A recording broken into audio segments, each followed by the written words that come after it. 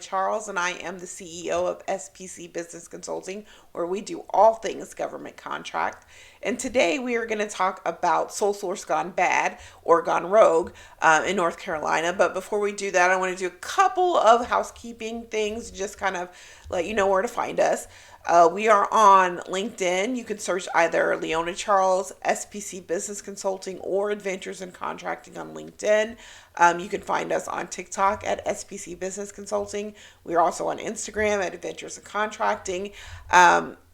You can check out our website at spcconsulting.org, or you can just shoot us an email at info@spcconsulting.org if you have a question or something that you'd like for us to cover. So now back to this case. This is a really interesting case, and it also kind of a little bit makes your blood boil as a taxpayer and as a professional, because this was just a crazy disregarding of any process that's in place. So here's the problem. 2 years ago, North Carolina lawmakers approved a $1.5 million contract for an educational pilot program called My Scholar using the Scholar Path program. So now my understanding of this program is that it allows high school seniors to connect to post-high school opportunities, whether that's college, the military, or seeking a job from employers. So employers are also allowed to join on this platform and reach out and set up interviews and hire high school students if they're not looking to go directly to college. So first of all, sounds good, right? Right off the bat, it sounds good. What the issue is that this is My Scholar's first statewide contract. So they have some other school systems in other states, but technically there's no past performance for a statewide implementation of their system, which should be a requirement for a $1.5 million award. The contract was paid in full before the end of the period of performance. So now when you're dealing with public money, there is a term that is called anti-deficiency. And what anti-deficiency means is you can't pay for services before they've been provided.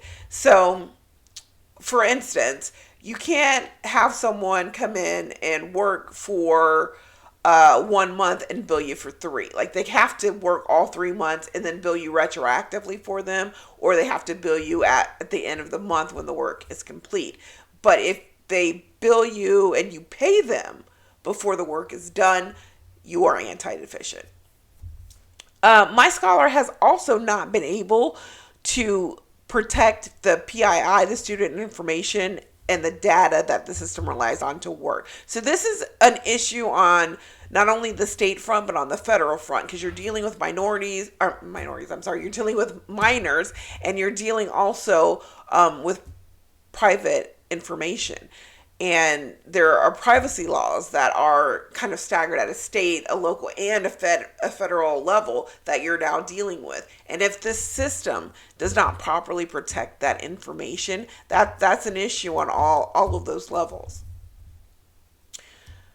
The other thing is that their latest budget, so their budget coming forward to 2024, has reserved another $5 million for a contract that hasn't been delivered on as of yet. So all in all, we're looking at $6.5 million for a company that has not provided the contracted services as of yet, but they have $6.5 million. So I think that's kind of where everybody is up in arms. Another issue is that the agency that oversees contracts for the school districts was never included in this procurement. So nobody reached out to them. They had no idea this contract was even being solicited. They didn't have any idea that a proposal was being evaluated, and they certainly had no idea that a contract was awarded. Now, the issue with this is that because this is a larger procurement, it had to have been approved prior to the solicitation being posted, and the solicitation was supposed to have been posted on the official procurement system that the school board or the school system uses, and they were supposed to provide approval prior to the contract being awarded. And because they had no knowledge that this contract was even being solicited, they provided approval for neither the solicitation being posted to the public or the award being given to my scholar. In March of 2023, the trial run for the Scholar Path program showed very different numbers than what my scholar reported to the school districts. Um, Another issue is that there is no rollout date for the program. So again, we're going back to kind of anti-deficiency. You've paid in full, right? And you've allocated an extra $5 million, but we don't know what the period of performance is going to be for this contract. We don't know when it's going to be implemented, and we don't know when it's going to be done. But we've already paid for services that you're now telling us we don't know when it's going to happen. They have also repeatedly had delays in reaching their contractual benchmarks. They are also no longer working with the Missouri school system. So remember, I said that they have a few scattered school systems in other states that they're working with. They're no longer working with those. So we no longer have the past performance. And apparently the feedback is mixed. So it hasn't been, you know what, they've only worked a few, but they've been great. That's not the feedback we're getting. The feedback that's being reported is kind of a mixed bag of maybe some were good and some were not. So that doesn't bode well as well. The last one is that the company now apparently also has an MOU with 115 North Carolina public charter school groups. Now, it's not unusual for a company to have an MOU with an agency, but MOUs are typically used for grants, and this is a contract. So those are two very different vehicles. And MOUs you typically will see from one state agency to the next, so like the school and maybe one of the universities, or a university and a hospital. You typically see those types of public entities using MOUs. Like I said, it's not unheard of that a vendor would have an MOU, but typically they're used with grant funds as opposed to contracts which are used with public funds. So what's their response to kind of all of these things that are being thrown at them? Well, their response is that the North Carolina public school staff is slow walking the requirements. So every time they send like a data requirement or they send a program requirement that we need to install this technology, we need to have this there to pull the data, that they're alleging that the staff is slow walking those requirements kind of to force them to fail. They're also saying that if they could just pull the data directly and not have to interface with the school systems, the program would have been up and running a long time ago. So there's the biggest issue with that is, I hear you, but you couldn't protect the data when the school systems technology was the middleman. And now you want us to trust you with data directly. When you had to go through the school system and go through the school system security, you weren't able to guarantee the safety of the information you're getting. So how will the information be more secure if you pull it directly? I think is the question that most people will have, and it's certainly a question that I would have, and I would ask. I don't know the answer to that, but it certainly is a question I would have. So North Carolina procurement has 3 purchasing thresholds, and just for the purpose of this episode of the podcast, I did some generalities because in North Carolina, every particular agency has an individual and a specific threshold. So because I do not know which school districts are using this program and which school districts are not, I could not give you an accurate kind of range of the threshold. So what I did is just kind of a generalized threshold just so you could see the differences in what the procurement level should be. So there was 3 of them. The small purchase procurement threshold is $25,000 or less. This is the area where they only need kind of like verbal quotes. They only need one. It doesn't have to be written. It's not terribly competitive, right? Second stage is informal, which is, I have said, again, for the purpose of this podcast, $25,000 to $100,000, because that's typically what you will see. It's like a middle tier procurement area. And for this, they need to get 3 competitive written quotes, and they are supposed to have a written process for how they do these. The final category would be formal procurements. And now for these, I have put these at above $100,000. It's less than the simplified acquisition threshold if you're federal, but just for all intents and purposes, for just discussion purposes, I've put it at above 100K. So at this level, they would be expected to do the formal process, which means that they should have gotten approval from their procurement agency to put the solicitation out on their system, on their e-system. Once it was out there, they would have been required to have a pre-bid meeting. They would have been required to have technical specifications and evaluation criteria. They would have been required to receive proposals. They would have been required to evaluate proposals according to those evaluation criteria that they put in the solicitation, and they would have been required to receive approval from the procurement agency before selecting and awarding that 100 and paying that $1.5 million. All of this information I'll go ahead and kind of post in the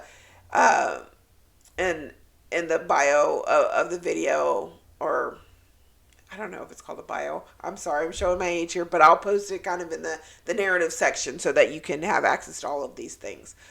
The issue here for me that I see, the big issues are the anti-deficiency. You can't pay for something that hasn't happened, and they've done that not once but twice. Also, the lack of accountability for rollout. The lack of knowledge of the period of performance. Even I don't understand how you can have a formal contract and you don't know when it ends. That to me just like defies reasons. And it also makes no sense just because of the procurement rules. You have budgets, right?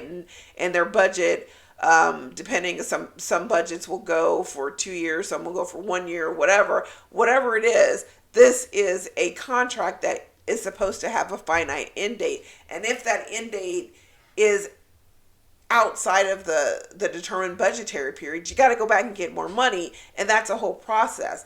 So it defies reason that you would not have a end date, because how do you do the accounting for it? Like, how do you manage the funds for it? That's very confusing to me, and I'm not really sure how that works. Now, to be fair, there are plenty of contracts that cross budgets.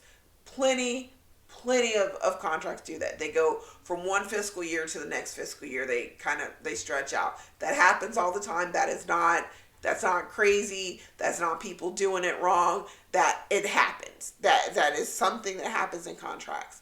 But what doesn't happen is an indefinite that's not really true, because there are a kind of indefinite quantity and indefinite time. But anyways, ideally, unless it's an IDIQ, right? What doesn't happen is just a indefinite time period of performance. Most contracts, especially if they're using federal funds, they're only allowed to have 5 years. They're not allowed to go any longer than 5 years. So they've already paid for this $1.5 million. They've not gotten anything for it. They've allocated a further $5 million. So we've got $6.5 million now that we're paying. That, and I say we, I'm not in North Carolina, I'm not a North Carolina resident, but I'm just going to say we in solidarity with them. So we've got $6.5 million that we're paying. We've got nothing to show for it. We're anti-deficient. They're not meeting milestones. We don't know what the milestones are. We don't know anything about this contract. What we do know is that my scholar spoke directly with North Carolina legislators, right? The legislators awarded this contract. The legislators did not talk to the procuring agency. The legislators did not talk to the school districts. They did not talk to the administrators. They didn't talk to any technical experts. The legislators made the decision to get this. They didn't develop a technical specs that addressed a problem. They didn't do an acquisition plan to purchase this. none of the things that typically happen in procurement to decide how you're going to buy something occurred. So we don't know if that $1.5 million was great or if that $1.5 million was completely overspent. I mean, as a Monday quarterback, it looks overspent, right? Because we don't have anything to show for it. But it playing the devil's advocate, it could have been when they submitted their proposal that they had a million bells and whistles, and these bells and whistles justified the $1.5 million. But because everything was done in the dark and it didn't go through the proper process for a sole source, we don't know anything about it. The contract nobody's seen. And apparently, and if you have a copy of the contract, I'd love to see it. But apparently, the contract is it just has minimal information. So there's really no detail as to why it needed to go to this particular company with very limited past performance. There's no kind of best value analysis that will shed some light on why the $1.5 million was appropriate. There's no there's no justification, and there's no justification right up that says why it needed to go to this company. So we don't know if it was proprietary. We don't know if it's because they're the only one that offers the system. Like, we don't know any of the normal things that would make something sole source. And those things are typically that it's a proprietary system or software. They're the only one in the geographic region that can do it. Or they're the only one in the geographic region that can service the system. They're the only people that have the technical expertise to do it. Things of that nature. Like, there has to be a reason why they are the only one that can get this contract. And the legislators kind of completely usurped the procurement process by just deciding unilaterally, we're going to give them this contract. It's going to be for $1.5 million. Like, there was no analysis done whether or not that this is a responsible spending of public funds. What are we getting for this money? When are we going to get it? What are we expecting? Those questions cannot be answered. And to delegate a further $5 million when the first 1.5 wasn't spent responsibly, in my view, it defies reason. And I think that's kind of why everyone is up in arms. Like I said, this is a very interesting case. I don't know what's going to happen. I don't know where they're going to take this. I don't know if they're going to try to stop this procurement. I don't know if they're going to try to, kind of terminate it for convenience. I don't know what they're going to do. If I were giving advice, I would definitely say they're late. They haven't met their marks. They haven't been able to secure the information needed for the system to work. They've been kicked out of, or their working relationships with other districts to be professional has been dissolved. And they've reported false information to us. I think that is enough to do a T for C, or a termination for convenience. And I would start there. And then I would start the bidding process properly. You can terminate it and then go back to the drawing board, do the technical specs, do the evaluation criteria, get some actual competition and see if there are other comparable systems out there, and rebid it and see what happens. That's the way that I would approach this, because the money has been spent. So let's try to recoup some of that money, right? Which is, I don't know how they will do that after having spent, spend all of the money before getting anything. But I would think that you would at least try to just terminate the contract for convenience, try to claw back some of that money, rebid it, get some actual vendors in there that can give you some competition, and you can have an actual analysis of the system and potentially what systems like this could do for the seniors in the school district. I'd love to hear your comments. I'd love to hear if anybody has any additional information, I'd love to hear it. I'll also link to the original article where I found this, which is, please go look at it and read it. It was very, very well written, very well done. And I will keep you posted as to how this progresses and what shows up. All right. Thanks for hanging out with me.